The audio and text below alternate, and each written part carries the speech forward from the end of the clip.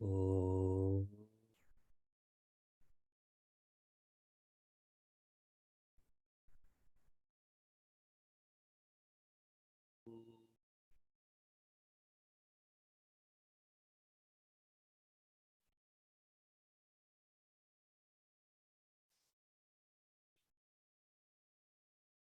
Oh.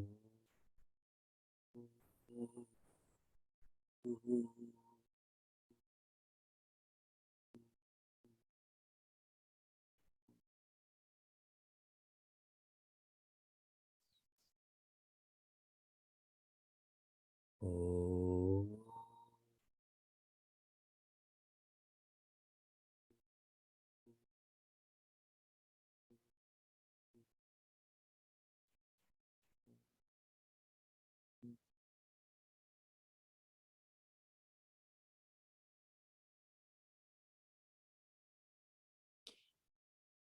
Yunjan evam sadatmanam. One is perpetually practicing, identifying with the spirit. How? Begin with dharma, right actions with the right attitude. With dharma, there is a sense of my effort. This is to be refined to sat dharma, which involves smarana, more remembrance of our parent. Dana, more generosity to our parents' creation. Pratignya, more commitment, following through on our promises, our self-development. And raksha, more support in all directions, shifting living selfishly to selflessly. With sat dharma, there is a sense of our effort, Sri Krishna's and mine. Because to live by sat dharma, I cannot do so by my effort alone. And this is to be refined. Perpetual is not casual.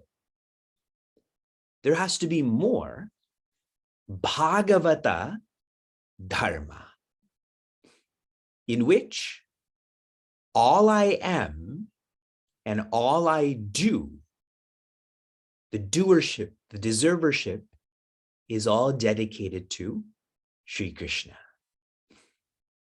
In which case, it's no longer about my effort or our effort, it is thy effort. This is Sri Krishna. Sri Krishna can do what Sri Krishna wants to do. It is Sri Krishna's effort. What will happen when one perpetually practices? Yogi vigata kalmashaha. We will be surrendering separation. Kalmashaha, sin or ignorance, is the sense of separation. Dharma, sat dharma, bhagavata dharma is a practice in surrendering this separation. Sukhena brahma samsparshan. Then one touches infinity. Logically, if you touch any aspect of infinity, that is all aspects of infinity. Why? Because infinity doesn't have aspects. Infinity is a oneness. So us touching this, please don't interpret this physically. You can touch a part of my body, the shoulder, and that's not my elbow. With infinity, there's oneness. What does this touching feel like? Atyantam sukham ashnute. The highest, the most natural joy. Many times, this joy is described as infinite, which is hard for us to reflect on. How do you reflect on infinity? So I've tried to zoom in on this as being independent. That we can grasp more. Being politically independent, financially independent. Zooming in on this more, this joy is incomparable. So you stop comparing. So what will we feel like? We will stop comparing. Perhaps all of us still are not clear about what this joy is. If we were clear, we would surrender instantaneously to this joy. Our rishis are great. They love us more than we know. In Taittiriya Upanishad, our rishis have as if tried to quantify what this joy is. So what we're going to do right now is try to calculate what this joy is like. So in your notes, I want you to start with a 1. Put a 1 in your note, the numeral 1, and we'll flow through this calculation. Ready? Ready for math class? This begins with a yuva. A yuva is one who is young. But there's many qualities associated with this yuva. They're noble, they're knowledgeable, they're disciplined, they're determined, they're strong. So really, we don't know any youth like this. And they are able to enjoy the world's wealth, which really means they are satisfied. So a yuva with these qualities, they experience 1 unit of happiness. Everyone's with me? That's the 1. Okay? Now, 100 times this happiness. So add 2 zeros now. 1, now you have 2 more zeros, is the happiness of a Manushya Gandharva. In English, an artist. If you think of an artist when they're singing, dancing, their joy is much more than the person I earlier described. 100 times this, add 2 more zeros, is that of a Deva Gandharva, an artist who lives in heaven. In heaven, you don't get sick, you don't get old. 100 times this, keep on adding those 2 zeros when I share, this is experienced by a Pitra. A Pitra is one who has followed religious responsibilities while they were alive. So when the body dies, they go to a dimension where they enjoy the results of their efforts. So there's a 1 plus 6 zeros now. Am I correct? 6 zeros? Okay. There's lots more to go, okay? Make sure you have enough paper. Next is Ajanaja Deva. Ajanaja Deva, their joy is 100 times the previous. So add 2 more zeros. This is a person who has lived their life in such a way to deserve to live in heaven. So in this life, they've earned the right to live in heaven in the next life. 100 times this is a karma deva. Karma deva, add 2 more zeros. They have earned the right to live in heaven in the present life. So it's more immediate. If you're getting confused by my descriptions, that's not the point. I'm only sharing this with you so you don't think I'm making this up. Yes, I'm trying to set precedent here. 100 times this is the happiness of a deva. So now you've added 2 more zeros. The deva described here is a semi-god who has a position in heaven. People we would know like Agni Deva, the one who's responsible for fire. 100 times this, see, your calculators are broken now, correct? 100 times this is Indra. That is the Deva, that is the leader of the rest of these semi-gods. 100 times that is the happiness of Brihaspati. Brihaspati is the teacher of the leader of the gods. There's an extreme pyramid being created right now. And 100 times that is the happiness of Prajapati. That is Bhagavan Brahma, the one who created Brihaspati, who teaches Indra, and so on. How many zeros do you have now? We stopped at 100. We couldn't go. Someone share in the chat. You have a 1 and how many zeros? That is the joy that is your nature.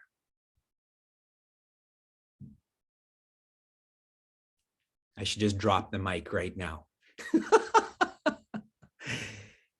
So why would we invest in any direction other than changing our identity from the ego to the spirit? We continue, verse 29.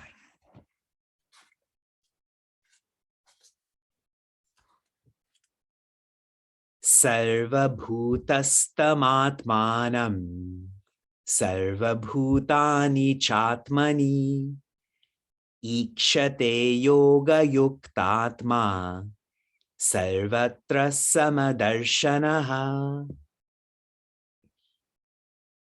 Sarvabhutastam, in all beings, what is present? What is residing? Atmanam, the one being. In all beings, semi-gods, humans, animals, plants, stones, there is one being, capital B. Relatedly, the second quarter, Sarva Bhutani, and all beings are residing, are in Atmani, one being. The presence is in all, and all is in the presence. This teaching will come many times in Bhagavad Gita. Work hard, work smart to be clear about this.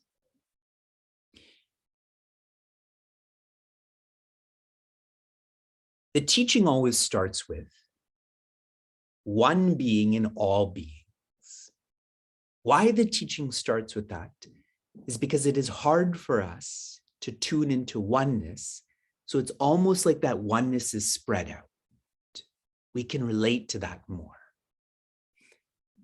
But the more truthful teaching is that all beings are in one. The implication being life and all is just you. Everyone in your family is you. Everything in your home is you. And now for some, what are you talking about? When you dream, everyone in that dream is you, correct? Everything you're experiencing in that dream is you, correct? So please don't deflect this teaching because we experience this regularly.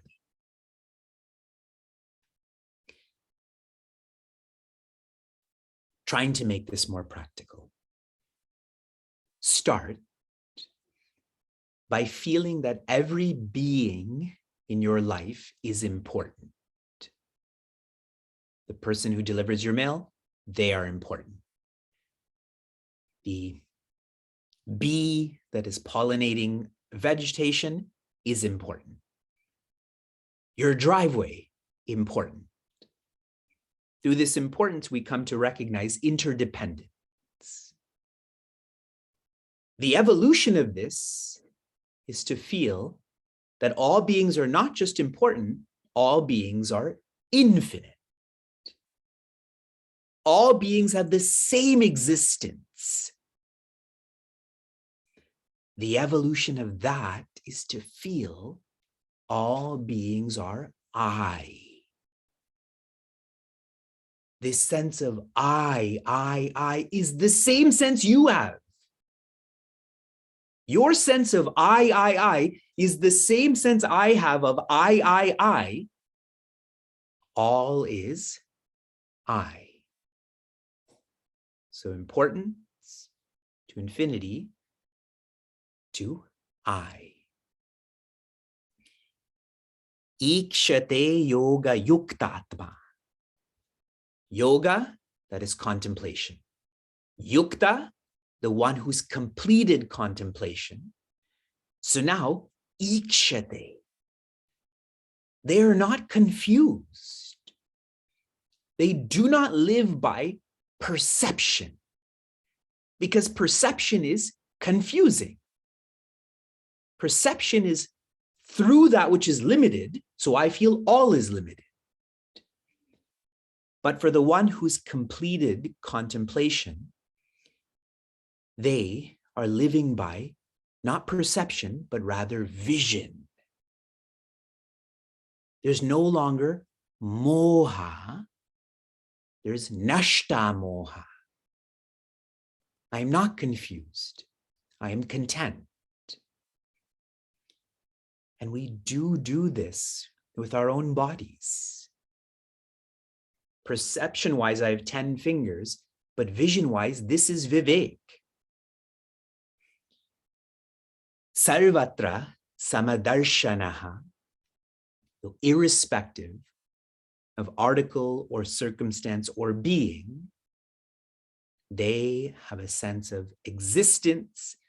So there's a sense of evenness. So there's a sense of equality. They are the ones who are the catalyst for equality.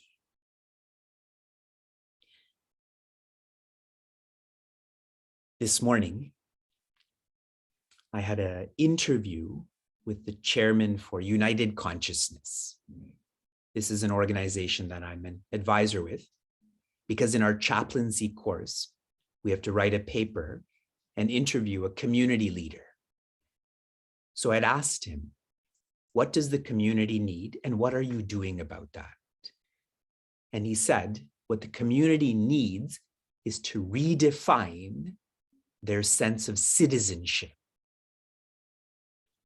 Everyone has this limited identity of this is my last name, or this is my community, this is my country. But united consciousness is working for all to feel they are world citizens. And that is perfectly aligned with this verse of this chapter of this map.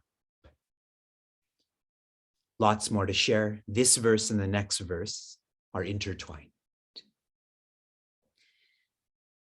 Shanti, Shanti, Shanti. Oh.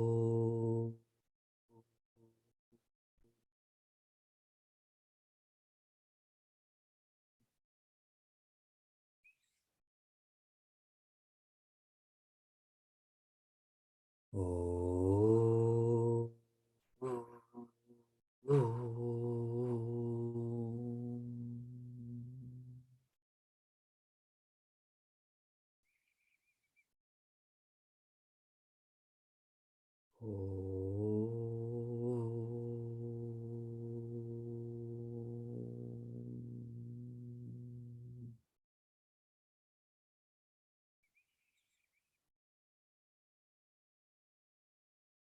Appreciate.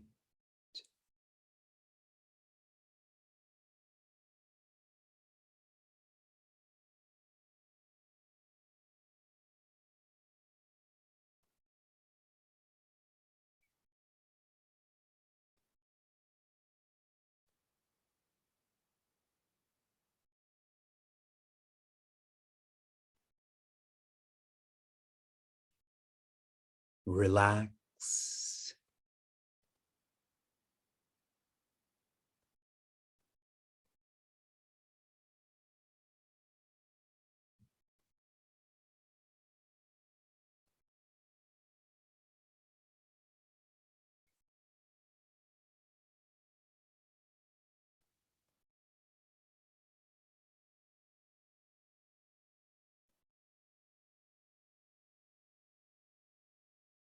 Enjoy.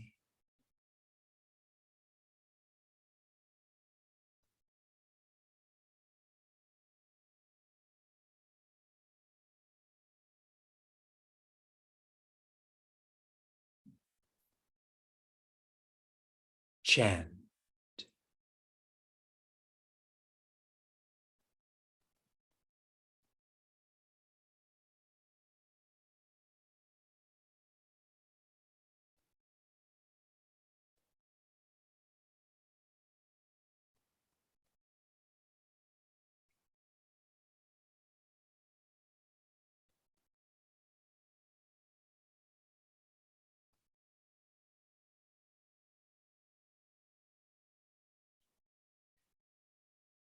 Inquire.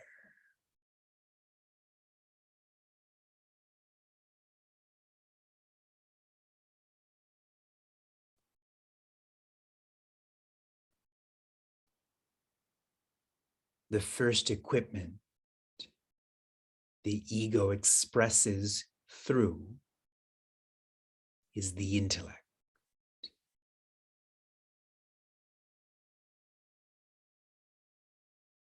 This expression is cognized as doership.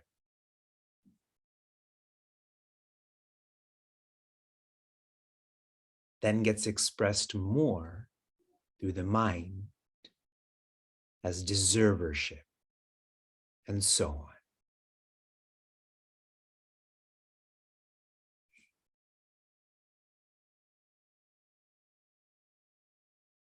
By practicing inquiry, we come to love ourselves more.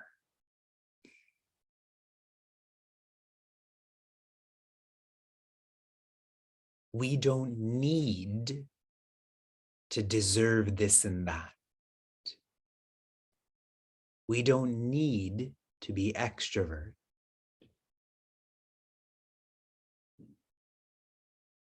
A highly efficient and effective technique on loving yourself more, on self-love, is inquiry.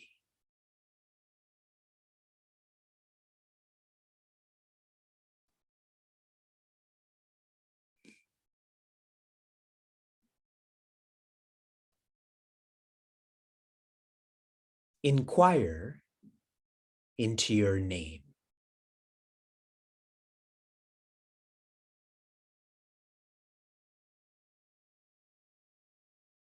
What does your name mean? Who gave you your name?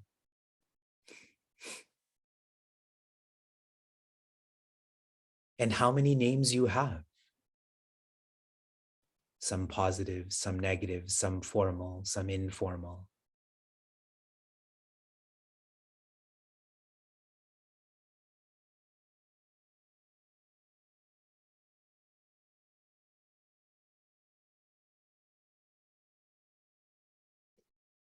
Inquiring more, your name only came to be because of your body, your rupa. If you were not born, you would not have a name.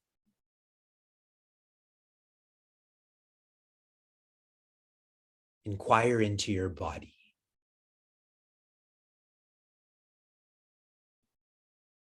How tall it is, what it looks like, the different parts.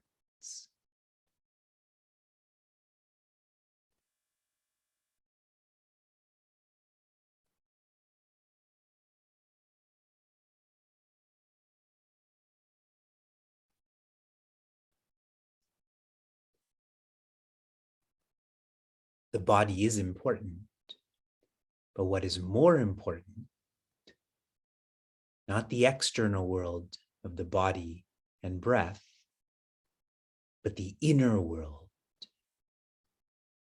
of the memory and mind and intellect and ego.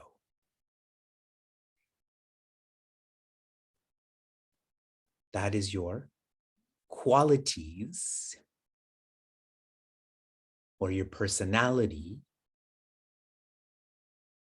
In Sanskrit, guna.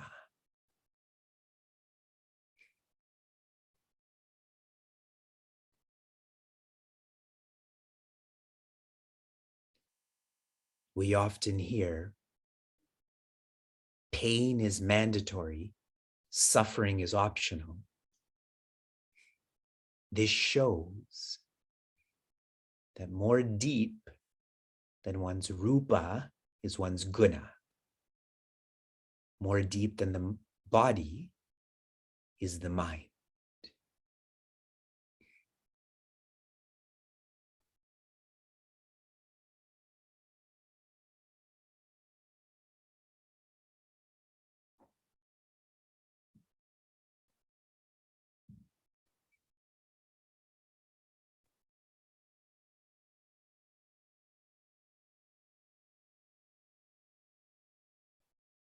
Inquire more.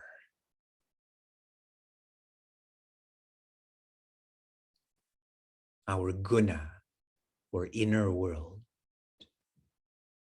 what does it depend on?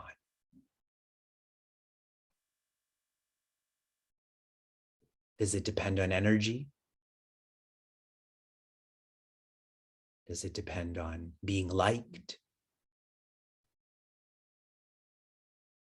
What it depends on is existence, awareness.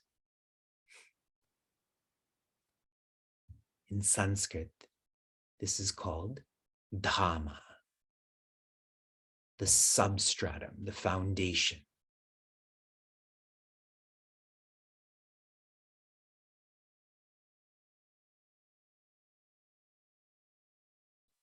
If there were no existence, there would be no mind. If there were no awareness, there would be no ego.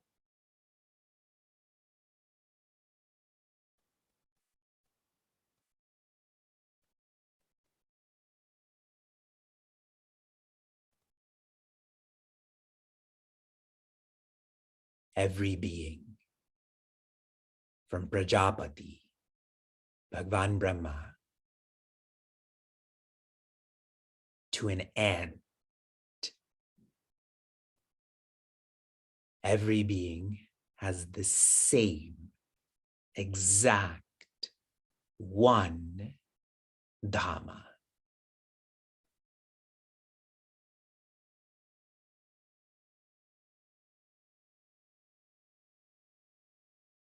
This includes you.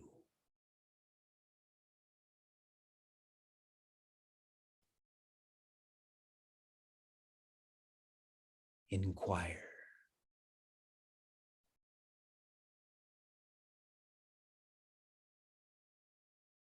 Shanti,